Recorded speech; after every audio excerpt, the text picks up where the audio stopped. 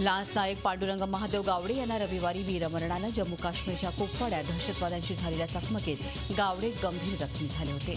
रविवारी सकाळी उपचारादरम्यान त्यांनी अखेरचा श्वास घेतला। चकमकीत गावडेंच्या तुकडीनं 5 दहशतवाद्यांना कंठस्नान घातलंय। शहीद पांडुरंग गावडे मूळचे सिंधुदुर्ग जिल्ह्यातल्या अंबोलीचे। गेल्या 15 वर्षांपासून ते लष्कराच्या सेवेत होते। त्यांच्या मागे त्यांची 30 वर्षांची पत्नी आणि 2 मुलं असा परिवार आहे। त्यातला लहान मुलगा अवघ्या 5 महिन्यांचा आहे। वीर गावडेंच्या जाण्यानं संपूर्ण आंबोली परिसरावर शोककळा पसरली आहे। नीटबाबतच्या अध्यादेशावर राष्ट्रपती प्रणव मुखर्जी यांनी कायदेशीर सल्ला मागवलाय। यानंतर आता केंद्रीय आरोग्य मंत्री जे.पी. नड्डा राष्ट्रपतींची भेट घेणार आहेत। या भेटीत सरकारनं अध्यादेश का काढला याविषयीची माहिती नड्डा राष्ट्रपतींना देतील। महाराष्ट्रातल्या विद्यार्थ्यांना यंदाच्या वर्षी नीटमधून वगळण्यात केंद्रीय मंत्रिमंडळानं अध्यादेश काढला आहे, पण त्याच्यावरती राष्ट्रपतींची स्वाक्षरी झालेली नाही। त्यामुळे राष्ट्रपतींच्या मनातल्या शंका दूर करण्यासाठी आता नड्डा भेट घेणार आहेत। माननीय राष्ट्रपति जी वो चाहते होंगे कि उस पर हम प्रकाश डालें और मंत्रालय क्या सोचता है इसको जानने की उनकी इच्छा होगी। जो भी उनके मन में माननीय महामहिम राष्ट्रपति जी के मन में है उनसे चर्चा करूंगा। दरम्यान विद्यार्थ्यांनी घाबरून जाण्याचं कारण नाही। राज्यातल्या सरकारी वैद्यकीय महाविद्यालयात सीईटीनुसारच प्रवेश मिळेल अशी ग्वाही वैद्यकीय शिक्षण मंत्री विनोद तावडे यांनी दिली आहे। 2810 जागा ज्या शासनाच्या होत्या त्यामध्ये ज्यांनी अभ्यास करून केलं होतं तर त्या नीटद्वारा भरल्या जाणार नाही। हा सगळ्यात मोठा दिलासा। खाजगी मेडिकल कॉलेज आणि अभिमत कॉलेज जे आहेत त्यातल्या काही ठिकाणी गेल्या वर्षी ॲडव्हान्स 50 लाख भरून जागा भरल्या आहेत। तर त्यातून ह्या याच्यातनं पण आता त्या अभिमत आणि त्या प्रायव्हेटच्या स्वतःच्या परीक्षा व्हायच्या ते न होता सरकारच्या परीक्षा होणार आहेत नीटच्या, आणि त्यामुळे तिथे सुद्धा मेरिटवर प्रवेश मिळेल ही मोठा दिलासा आहे। आम आदमी पक्षाच्या नेत्या प्रीती मेनन यांनी खडसेंवर खळबळजनक आरोप केल्यानंतर पोलिसांनी त्यांना क्लीन चिट दिली आहे। या प्रकारे प्रीती मेनन यांनी आता कोर्टात जावं असा खोचक टोला खडसेंनी लगावलाय। यहाँ महाराष्ट्र सरकार पर हमारे ऊपर वो आरोप तथ्यहीन रहे, उसमें कोई वो सिद्ध नहीं कर सके, इसलिए उनके अगेंस्ट में 5-6 जगह कोर्ट में डिफर्मेशन के केसेस चालू है। पहले केसेस से आरोप करना, बेबुनियाद आरोप करना इनका काम ही है। खडसे यांच्या फोन प्रकरणावरून आता विरोधकांनी आवाज उठवायला सुरुवात केली आहे। या प्रकरणावर मुख्यमंत्र्यांनी स्पष्टीकरण देण्याची मागणी विधान परिषदेचे विरोधी पक्षनेते धनंजय मुंडे यांनी केली आहे। दाऊदसोबत महसूल मंत्री एकनाथ खडसेंचे संबंध असल्याचा आरोप गंभीर असल्याचं मुंडेंनी म्हटलंय। दाऊद इब्राहिमशी संबंध असणं हे सगळ्यात गंभीर आरोप सन्माननीय एकनाथ खडसे यांच्यावरती लागलेला आहे। जर या आरोपामध्ये थोडं जरी काही तथ्य असेल किंवा तथ्य आहे का नाही या गोष्टीसाठी खडसे साहेबांनी स्वतः चौकशीच्या समोर जायला पाहिजे।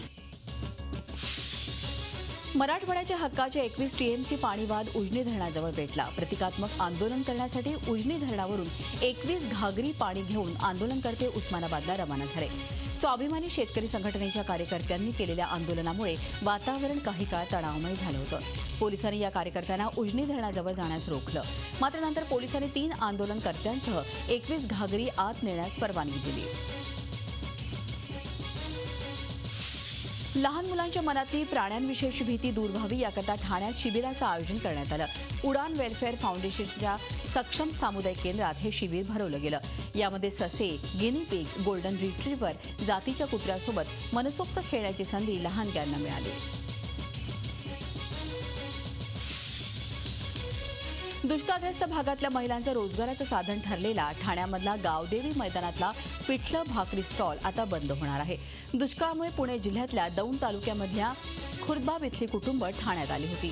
अंबिका गृह उद्योगच्या सर्वेसर्वा आणि समाजसेविका कमलताई परदेसी यांनी त्यातल्या महिलांना पिठलं भाकरीचा स्टॉल सुरू करून दिला। अवघ्या 1-1.5 महिन्यातच अस्सल गावरान चवीच्या या पिठलं भाकरी स्टॉलनं सोखंदळ खवय्यांची चांगलीच गर्दी जमवली। मात्र आता इथलं पिठलं भाकरी तयार करून विकणाऱ्या नलिनी गायकवाड आणि स्वाती चव्हाण पुन्हा गावी परतत आहेत। ठाणेकरांकडून मिळालेल्या अमाप प्रेम आणि प्रोत्साहनाबाबत त्यांनी ठाणेकरांचे मनापासून आभार मानले आहेत। यवतमाळ जिल्ह्यातील ऐतिहासिक तसंच पौराणिक महत्त्व लाभलेल्या कळंब नगरीतून खळबळत वाहणाऱ्या चक्रावती नदीच्या अस्तित्वाला धोका निर्माण झाला होता. जीवनदायिनीकडे दुर्लक्ष होत गेलं आणि नदीत गाळ साचू लागला. जलपर्णी आणि वृक्ष वाढल्यानं नदी जमिनीला समतल झाली. पाण्यासाठी ग्रामस्थांची वणवण सुरू झाली. ही गंभीर समस्या पाहता नदीला तिचं गतवैभव पुन्हा मिळवून देण्यासाठी ग्रामस्थ एकवटले. त्यानंतर भरभरून देणाऱ्या चक्रावतीच्या पुनरुज्जीवनासाठी लोकसहभागातून काम सुरू झालं. नाशिकच्या धरणांमध्ये अवघा 6% इतका पाणीसाठा शिल्लक आहे. 29 धरणांपैकी 6 धरणं कोरडी ठाक पडली आहेत, तर 9 धरणांमध्ये अवघा 10% पाणीसाठा उरला आहे. शहराला पाणी पुरवठा करणाऱ्या गंगापूर धरण समूहातील काश्यपी आणि गौतमी गोदावरी ही दोनही धरणं कोरडी झाल्यानं पाणी पुरवण्याची संपूर्ण भिस्त आता गंगापूर धरणावर आहे. सध्या जिल्ह्यात 211 टँकरनं पाणी पुरवठा केला जातो. नाशिक शहरातील जीवनवाहिनी समजली जाणारी गोदावरी कोरडी ठाक पडली असताना इतर नद्यांना नाल्याचं स्वरूप प्राप्त झालंय. पूर्वीची नंदिनी आणि आज नासर्डी म्हणून ओळखली जाणारी नदी ही त्यातलीच एक. नासर्डी नदीला पूर्णतः नाल्याचं स्वरूप प्राप्त झालं असून नदीत मोठ्या प्रमाणात कचरा साठलाय. परिसरात राहणाऱ्या नागरिकांच्या आरोग्याचा प्रश्न निर्माण झालाय, त्यामुळे नदी स्वच्छ करण्याची मागणी होते. भीषण दुष्काळाचे चटके नाशिक जिल्ह्यातल्या आदिवासी तालुक्यांनाही बसत आहेत. नाशिक शहरालगतच्या रस्त्यांवर अनेक आदिवासी कुटुंब सध्या राहत आहेत. अत्यल्प भूधारक तसंच भूमिहीन आदिवासी कुटुंबाचा यात मोठ्या प्रमाणात समावेश आहे. स्थानिक भागात रोजगाराच्या संधी उपलब्ध नसल्यानं तसंच गावात शासकीय योजनांचा अभाव असल्यामुळे आदिवासी समाज रोजगारासाठी गावपाड्यातून नाशिक शहरात येत आहेत. मात्र इथेही त्यांची परवडच होते. एकीकडे राज्य सरकार जलयुक्त शिवार योजनेचं कौतुक करण्यात मग्न आहे, तर दुसरीकडे मात्र काँग्रेसनं आता त्याच योजनेवर शरसंधान साधायला सुरुवात केली आहे. सरकारनं राबवलेली जलयुक्त शिवार ही योजना झोलयुक्त असून यात मोठ्या प्रमाणात भ्रष्टाचार होत असल्याची टीका विधानसभेचे विरोधी पक्षनेते राधाकृष्ण विखे पाटील यांनी केली आहे. ते सोलापूर जिल्ह्याच्या दुष्काळ दौऱ्यावर आले होते. अतिशय प्रतिकूल परिस्थिती शेतात राबून भरघोस उत्पन्न घेणाऱ्या शेतकऱ्यांना राजीव गांधी कृषीरत्न पुरस्कारानं दरवर्षी सन्मानित करण्यात येतं. अमरावती जिल्हा युवक काँग्रेसच्या वतीनं यावर्षी एकूण 16 जणांचा सन्मान करण्यात आला.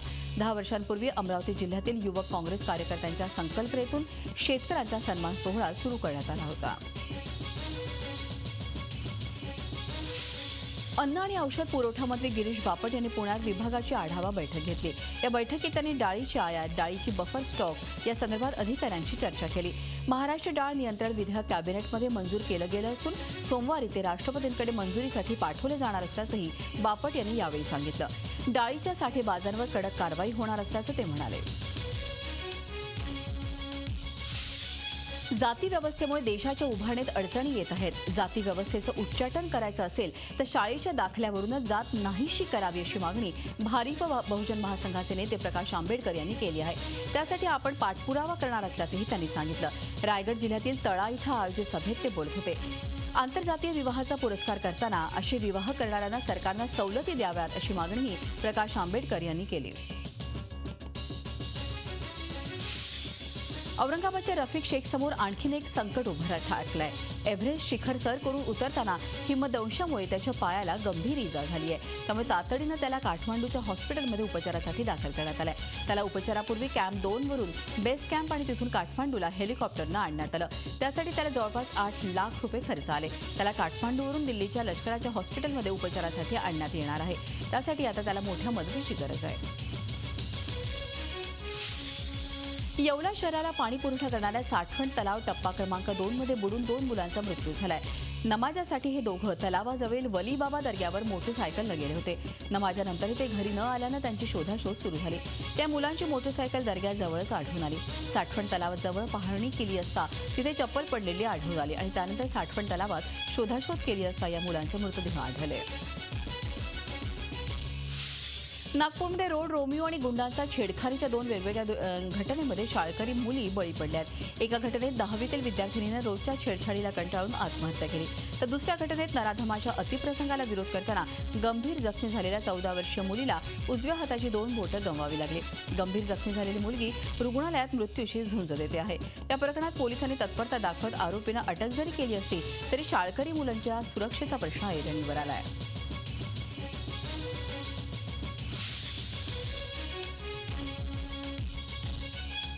भंडारा जिल्ह्यात एका मद्यपी वाहन चालकानं रस्त्याच्या कडेला उभ्या असलेल्या आजी आणि तिच्या नातवाला चिरडल्याची धक्कादायक घटना घडली आहे. मीलाबाई नान्हे आणि कमलेश दिघोरे असं मृत आजी नातवाचं नाव आहे. आजीकडे पाहुणा म्हणून आलेल्या नातवाला ती बस स्थानकावर सोडवण्यासाठी गेली होती. वर्दळ असल्यानं ती नातवाला घेऊन रस्त्याकडेच उभी होती. यावेळी मद्यपी वाहन चालकानं त्यांना चिरडलं. वाहन चालक आणि त्याच्या सोबत असलेले 3 जण दारू प्यायले असल्याची माहिती प्रत्यक्षदर्शींनी दिली आहे. या प्रकरणी लाखांदूर पोलिसांनी गुन्ह्याची नोंद केली. अवयवदानाचं महत्त्व आता सगळ्यांनाच पटू लागलंय. याचा प्रत्यय मुंबईच्या एका पोलिसानं दिलाय. रत्नकुमार पंडित यांच्या 21 वर्षांच्या मुलाचं एका अपघातात निधन झालंय. मात्र आपलं दुःख काही काळ बाजूला ठेवून पंडित यांनी त्यांचे डोळे दान करण्याचा निर्णय घेतला. मयूर हा इंजिनिअरिंगच्या शेवटच्या वर्षात शिकत होता. त्याला फोटोग्राफीची हौस होती. अशाच एका फोटोग्राफीच्या सेशनवरून परत येत असताना त्याच्यावरती काळानं घाला घातला. आपला मुलगा गेला, मात्र मयूरच्या डोळ्यांनी कोणीतरी हे जग पाहिलं, यातच आपल्याला आनंद असल्याची पंडित यांची भावना आहे. नाशिकपासून जवळ असलेल्या भंडारदऱ्यात सध्या काजव्यांचा महोत्सव सुरू आहे. या परिसरातील निसर्ग लाखो काजव्यांनी उजळून निघालाय. उत्तर महाराष्ट्रातलेच नव्हे तर संपूर्ण राज्यातून पर्यटक या काजव्यांच्या भेटीला दाखल होत आहेत. कळसुबाईच्या पायथ्याशी वसलेल्या रतनगड रस्त्यावर अनेक आदिवासी खेड्यांच्या शिवारात तारांगण जणू भुईवर उतरलाय. तसंच रंधा धबधब्याजवळ हजारो झाडं लक्षावधी काजव्यांनी लगडलेले आहेत. हिरडा, बेहेडा, सादडा, जांभूळ, आंबा, उंबर अशा निवडक झाडांवर काजव्यांचा काही दिवसांचा बसेरा असतो.